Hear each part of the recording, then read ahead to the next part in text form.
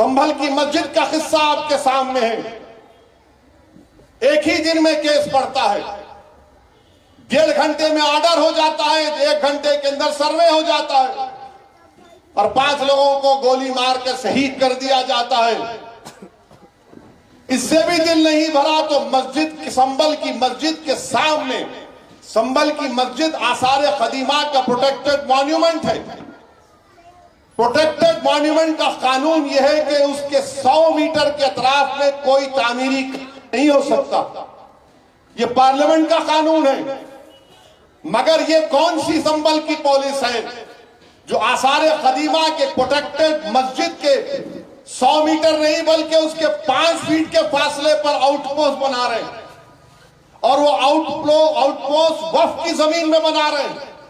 मुरादाबाद के 39A में वो वक्फ का दर्ज है, सुन्नी वक्फ बोर्ड में दर्ज है, वहां पर संभल की पुलिस बना रही। नरेंद्र मोदी गए थे कुवैत को, तो कुवैत के शेखों से बड़ा गले लपट के मिले।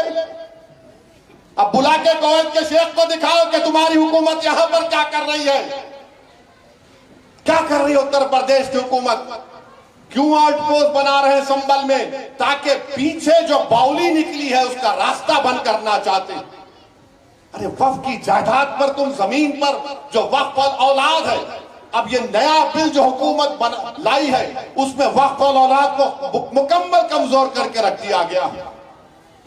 पुकार कर कह रहे थे, आज भी कह रहा हूं, वो वक्फ का बिल इसलिए लाया गया ताकि मुसलमानों से उनकी मसाजिद को छीन लिया जाए, ताकि मुसलमानों से उनकी दरगाहों को छीन लिया जाए, कब्रस्तानों को छीन लिया जाए, यतीम खानों को छीन लिया जाए। अब आपको दिख रहा है इनकी साजिश कि संभल की मस्जिद के सामने जो जमीन है वो वक्फ औलाद है, इसीलिए इस बिल में लाया गया था कि वक्फ औलाद को कमजोर करके रख देंगे।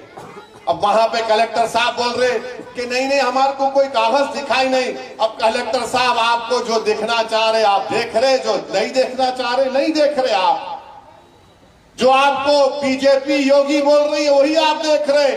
मगर 95 एक्ट के तहत सुन्नी वक्फ बोर्ड के मुरादाबाद में 39A में जमीन रजिस्टर्ड है।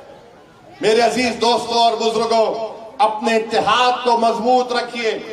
याद रखिए, सरजमीन हैदराबाद पर आपकी एक अलहदा सियासी क़यादत है जिसको आपके हमारे बुजुर्गों ने बरसों से मजबूत किया है।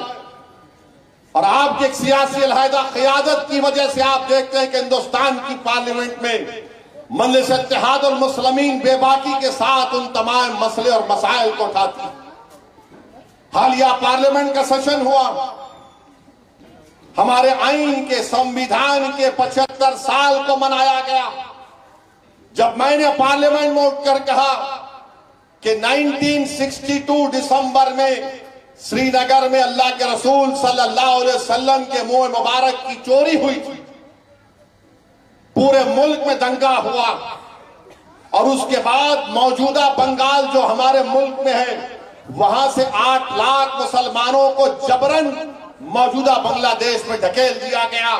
तो कई लोग यकीन नहीं किए, मेरे घर पर आए, बोले आपने कहा कैसा है, मतलब ये सबूत है, ये कागज है हुकूमत हिंद का उस वक्त का, बताओ झूठ है क्या। ये खामोश हो गए। पुरानी पार्टी के बड़े चाहने वाले भी थे, बोले ये कहां से निकाल के लाते आप।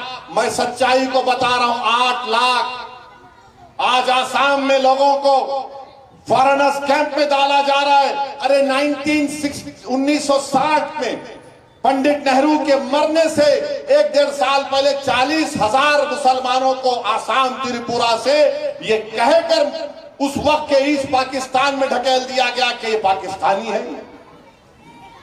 बताइए मेरे अजीज दोस्तों और बुजुर्गों, यही तो मैं आपसे अर्ज कर रहा हूं कि अपने अलहदा सियासी शनाख्त क़यादत को मजबूत आपने किया है, इसको और मजबूत रखिए। सवाल मेरे असदुद्दीन अवैसी या मुमताज अहमद खां का नहीं, आज हम हैं कल नहीं रहेंगे, दुनिया का निजाम है। मगर मुल्क के हालात अगर कोई उम्मीद लगा कर बैठा है कि नहीं, मेरे अजीज दोस्तों और बुजुर्गों, आज हमारे मुल्क में आप देख रहे हैं मैं पुकार पुकार कर आपसे बरसों से कह रहा हूं अपनी मस्जिदों को आबाद रखो, अपनी मस्जिदों को आबाद रखो। तो यही ये तमाम मुखालिफिन बोलते थे कि ओवैसी, असदुद्दीन ओवैसी जज्बाती तकरीर कर रहा है। आज आपके सामने है, आप भी जानते हैं कि काशी की जो मस्जिद है उसका जुनूबी हिस्से हुक्म खो चुके हैं। मस्जिद में नमाज नहीं हो रही है, कुछ और चीज हो रही है। काशी में जो वजू खाना है उसको बंद कर दिया गया है। मथुरा की ईदगाहों पर ललचावी नजरें लगा कर बैठे हैं।